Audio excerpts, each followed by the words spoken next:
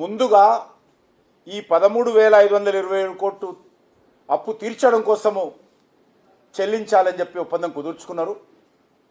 మరి దాని మీద ఒక రకంగా కొంత కేంద్ర ప్రభుత్వం కొన్ని సూచనలు చెప్పింది.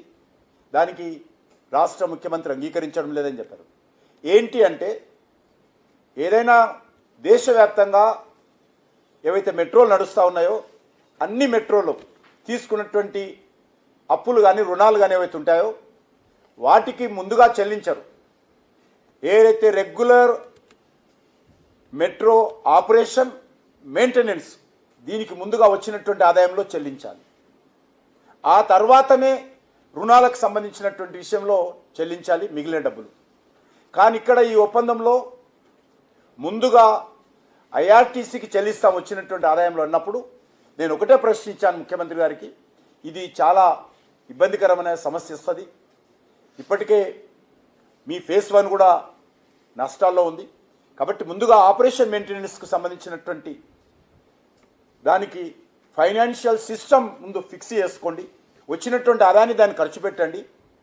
మిగిలిన ఆదాయము మీరు మరి రేపు సెకండ్ ఫేజ్కు తీసుకున్నటువంటి రుణాల విషయంలో కావచ్చు, ఫస్ట్ ఫేజ్ సంబంధించినటువంటి ఐఆర్ఎఫ్సికి సంబంధించినటువంటి 13,527 కోట్ల రూపాయలు కావచ్చు, దానికి మీరు సర్దుకోండి అని చెప్పాను. దానికి ముఖ్యమంత్రి గారు అంగీకరించలేదని చెప్పడం జరిగింది. ఇక్కడ ఈ చిన్న సమస్య దీన్ని చర్చల ద్వారా పరిష్కారం చేసుకోవాలి. అవసరమైతే రెండు ప్రభుత్వాలు, ఇక్కడ అర్బన్ డెవలప్మెంట్ మినిస్ట్రీ కావచ్చు, రాష్ట్ర ప్రభుత్వం కావచ్చు, దీన్ని మరి అధికారుల మధ్యలో కావచ్చు, ముఖ్యమంత్రి గారు మరి ఇక్కడ అర్బన్ డెవలప్మెంట్ మినిస్ట్రీ దగ్గర చర్చల ద్వారా కానీ దీనికి ఒక అంగీకారము ఆమోదయోగ్యం చేసుకోవాలి తప్ప ఇది ఎవరి మీదనో రుద్దేటువంటి ప్రయత్నం చేయడం ఇది మంచిది కాదనే విషయాన్ని నేను ఈ సందర్భంగా మనవి చేస్తున్నాను.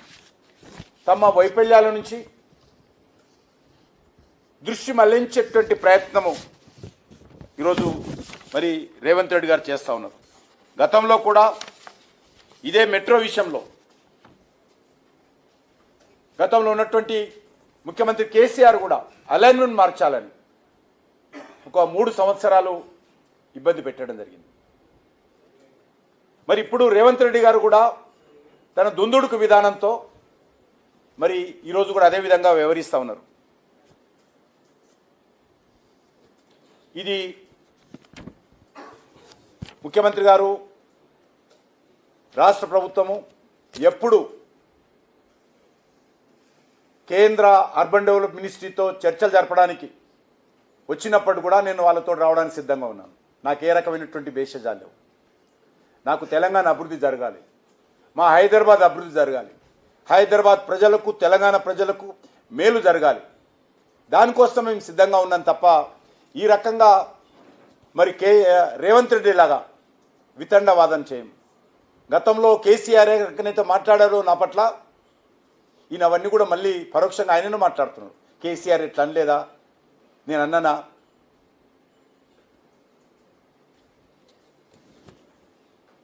ఈరోజు రేవంత్ రెడ్డి వ్యవహారం ఎట్లుందంటే అసలు తెలంగాణలో స్వాతంత్రం వచ్చిన తర్వాత ఈ 79 సంవత్సరాలుగా అక్కడ ప్రభుత్వమే లేదు, ఇక్కడ ముఖ్యమంత్రి లేదు, ఇక్కడ అడ్మినిస్ట్రేషన్ లేదు, ఇక్కడ ప్రజలే లేరు. నేను వచ్చిన ఈ 2.5 సంవత్సరాలుగానే ఇక్కడ ప్రభుత్వం ఉంది, ప్రజలు ఓట్లేశారు, ఒక ముఖ్యమంత్రి ఉన్నాడు అనే విధంగా ఆయన ఆలోచన చేస్తా ఉన్నారు. అది మంచి సాంప్రదాయం కాదు. ఈరోజు విమర్శించడం కోసం, మీ యొక్క వైఫల్యాలను కప్పిపుచ్చుకోవడం కోసం నా మీద తప్పుడు ఆరోపణలు చేస్తూ ఉన్నాడు. ఈరోజు ఒకటే అడుగుతా ఉన్నాను, మీరు ఇచ్చినటువంటి హామీలు ఏమైనా అని అడుగుతా ఉన్నాను. మీరు ఇచ్చినటువంటి 6 గ్యారంటీలు ఎక్కడ పోయాయి? 420 సబ్ గ్యారంటీలు ఎక్కడ పోయాయి? మీ డిక్లరేషన్స్ ఎక్కడ పోయాయి? దాని గురించి ఏ రోజు కూడా మాట్లాడాను. ఈరోజు కేంద్ర ప్రభుత్వము అనేక రకాలుగా తెలంగాణ అభివృద్ధి కోసం పనిచేస్తూ ఉన్నాము. ఈరోజు ఆపాలనుకుంటే అనేక ప్రాజెక్టులు ఆపుతాం, కానీ అది ఆపే ఆలోచన కానీ ఆపేటువంటి విధానం కానీ మా ప్రభుత్వంలో లేదు. ఆపేటువంటి సంస్కృతి మీకుండొచ్చు, ఆపేటువంటి ఆలోచన మాకు ఏనాడు రాదు, భవిష్యత్తులో కూడా రాదు. తెలంగాణకు ఏ ఒక్క రూపాయి వచ్చినా కూడా అందరికంటే ముందు సంతోషపడే వ్యక్తి నేను. అది రేవంత్ రెడ్డి కోసమో కేసీఆర్ కోసమో ఎవరి మెప్పు కోసమో మేము చేయం. ఒక్కొక్క ప్రాజెక్టు కోసమో ఇక్కడ మన ఢిల్లీలో ప్రత్యేకమైన ఆఫీస్ పెట్టి తెలంగాణ అభివృద్ధి కోసం మానిటరింగ్ చేస్తూ ఉన్నాం. రెగ్యులర్గా అనేక విషయాలు మానిటరింగ్ చేస్తాం. మేము చెప్పం చాలా సోషల్ మీడియాలో కానీ ప్రెస్ కానీ, ముందు పూర్తి స్థాయి ఫలితాలు వచ్చిన తర్వాతనే చెప్తాం. అంతే తప్ప ఈరోజు ఈ రకంగా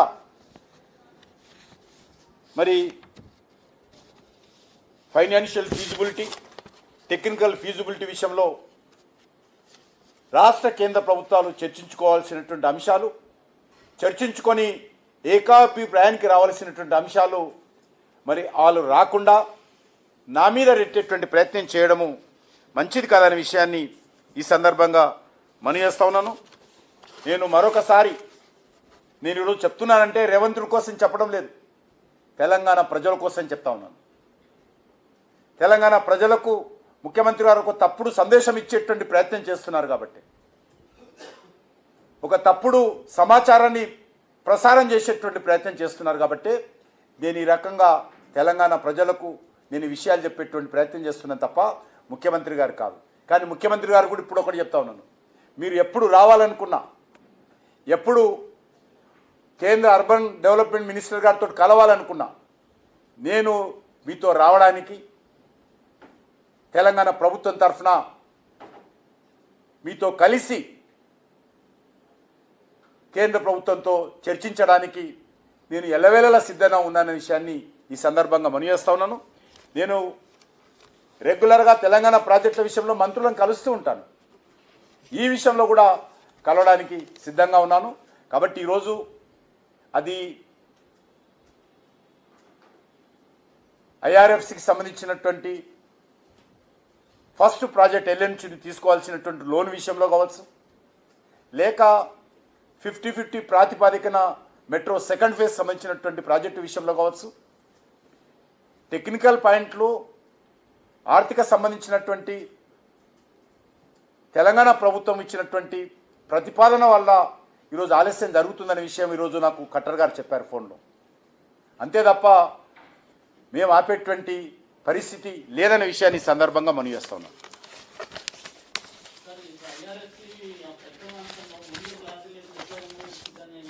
అది నాలుగు అడగాలి, నేను కాదు కదా. అదేదే ఇప్పుడు వాళ్ళు రైల్వేకి నేను నాకు ఎవరికో పరిచయం కూడా లేదు, ఎవరో వాళ్ళకి నాకు సంబంధం కూడా లేదు. నేను ఈరోజు ఖట్టర్ గారితో మాట్లాడాను. ఈ లోన్ విషయంలో క్లారిటీ లేదు, ఐఆర్ఎఫ్సి క్లారిటీ లేదు, రాష్ట్ర ప్రభుత్వానికి క్లారిటీ లేదు. ఎక్కడ కానీ మెట్రోలకు సంబంధించినటువంటి వచ్చినటువంటి ఆదాయము ముందు ఆపరేషన్ మెయింటెనెన్స్ చేయాలి. ఈరోజు ఢిల్లీలో అత్యధికంగా ప్రాచుర్యం పొందిన ఢిల్లీ మెట్రో కూడా లాస్లో ఉంది. మన హైదరాబాద్ మెట్రో ఫస్ట్ ఫేజ్ లాస్లో ఉంది. అందుకే ఎల్ఎన్టీ వాళ్ళు వెళ్ళిపోయారు. రేపు ఇదంతా కట్టిన తర్వాత ఆగొద్దు, మేము కూడా సెకండ్ ఫేజ్లో కూడా 50% మేము లోన్ పెడుతున్నాము. మేము